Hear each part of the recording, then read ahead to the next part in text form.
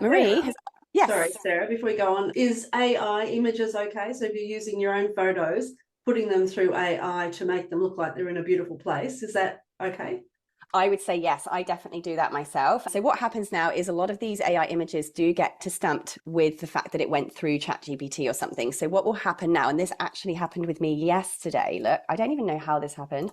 See here, it says AI content. I don't know why, because I literally, this is a real photograph and I actually wrote this myself. But this is what's happening now. It's very small.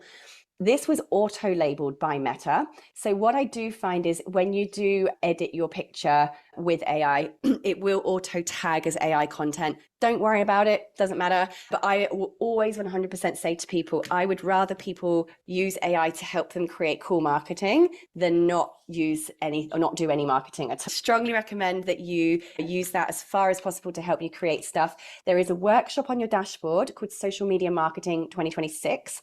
And I've actually in there got a number of examples of how I've used real pictures of me and tweaked and edited them with ChatGPT to either put me in a different color dress or change the background or edit, I don't know, a pile of dog poo over there. I have a puppy right now, so it's a thing, okay? And this is 100%, it's great for you to be able to slightly tweak or customize a photograph of you to match whatever that post or that content was about.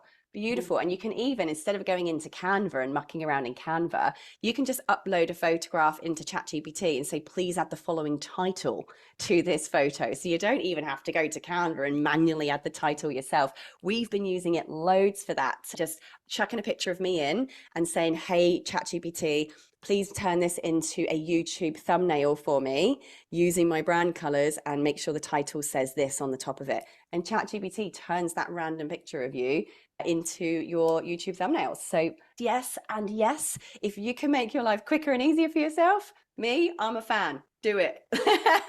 Produce more.